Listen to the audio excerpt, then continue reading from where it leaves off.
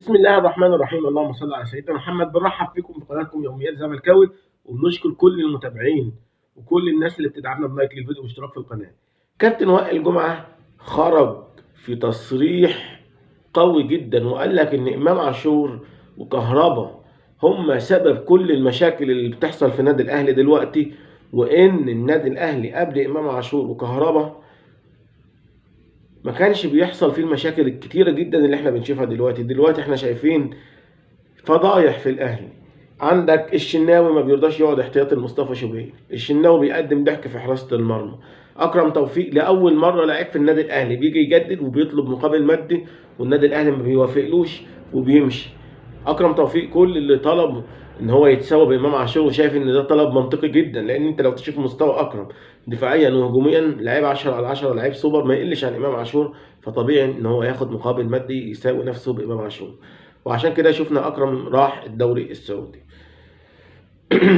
مشاكل امام عاشور وكهربا في اوضه لبس النادي الاهلي عامله مشاكل كبيره جدا، واللعيبه كلها بقت تبص لامام عاشور وكهربا. طب هو غلط وما تعاقبش، ازاي بتعاقبني انا لمجرد ان انا مثلا رفعت بوست ببارك لزميل ليا حتى لو كان عامل مشاكل مع النادي الاهلي مثلا يعني؟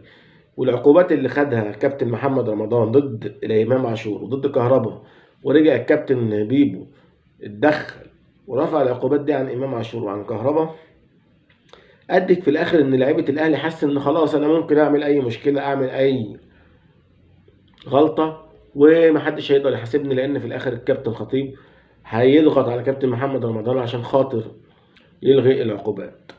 عقوبات كانت بملايين والنادي الاهلي لغاها بعد كابتن محمد رمضان ما اتخذ قرار بتطبيقها على كهربا وعلى امام عاشور.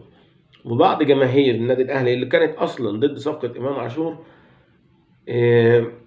رافضه وجودهم في الفريق دلوقتي وبتطالب برحيلهم، غير طبعا كهربا بعد ما ضيع ضربه الجزاء في مباراه باتشوكا والجماهير قلبت عليه.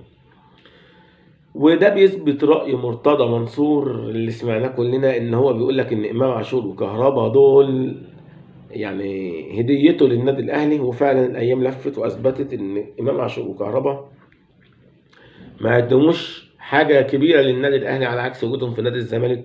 كان كهربا من الناس اللي ساهمت ان نادي الزمالك يفوز بدوري وببطوله كونفدراليه، ونفس الوقت امام عاشور كان مؤثر جدا مع نادي الزمالك في الجيل الذهبي بتاعه مع فرجاني ساسي ومع بن شرقي ومع مصطفى محمد ومع مصطفى فتحي والناس دي. اكتبوا لنا في التعليقات رايكم، هل وجود امام عاشور وكهربا في النادي الاهلي فاد النادي الاهلي ولا ضر النادي الاهلي؟ بشكركم والى اللقاء في مزيد من الفيديوهات على قناتكم يوميات زملكاوي. ما تنسوش تدعمونا بلايك للفيديو واشتراك في القناه وشير فيديوهاتنا عشان توصل لاكبر عدد من المشاهدين.